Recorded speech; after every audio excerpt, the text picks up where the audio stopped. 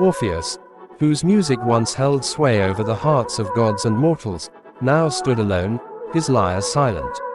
The serpent's bite had taken his Eurydice, leaving him adrift in a world that felt devoid of meaning. Her absence was a wound, and his grief, a tempest. But Orpheus was not one to yield. He resolved to journey into the underworld itself, to wrest her back from the grip of death. Through caverns of shadow and rivers thick with sorrow, Orpheus descended.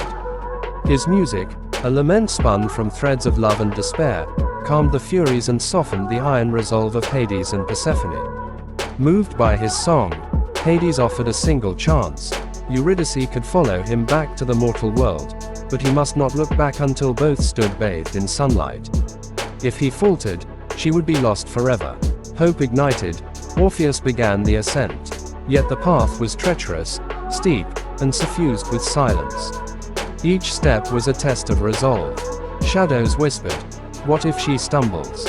What if she is not there?" The farther he climbed, the heavier the doubt grew, until it seemed to take form, coiling around his mind. When the light of the surface drew near, the weight of uncertainty overwhelmed him.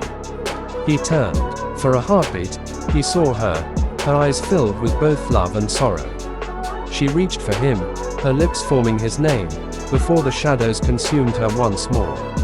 Her final whisper, "Goodbye, my love," lingered in the empty air. Orpheus fell to the ground, crushed by the weight of his failure. He wandered the earth in despair, unable to reconcile his loss.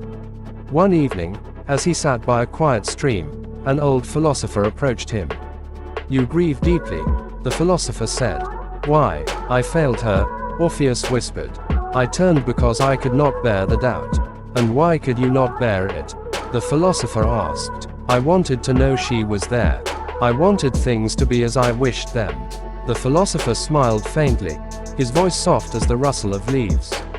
Epictetus teaches, "Do not seek for things to happen as you wish, but wish for things to happen as they do, and you will find tranquility." Your torment is not the result of Eurydice's death or your turning, but your refusal to accept what already is. "But how can I wish for something so painful to happen?" Orpheus asked. "Not because you desire the pain, but because you desire peace," the philosopher said. Marcus Aurelius reminds us, "The universe is change. Our life is what our thoughts make it."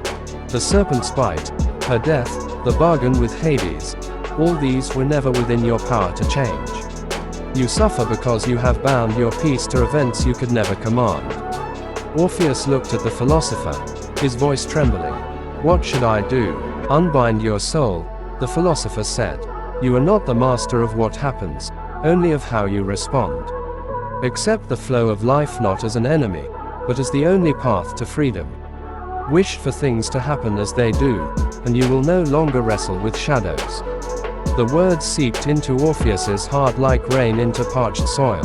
Rising, he saw the world anew, not as something to conquer, but as something to walk with. He picked up his lyre.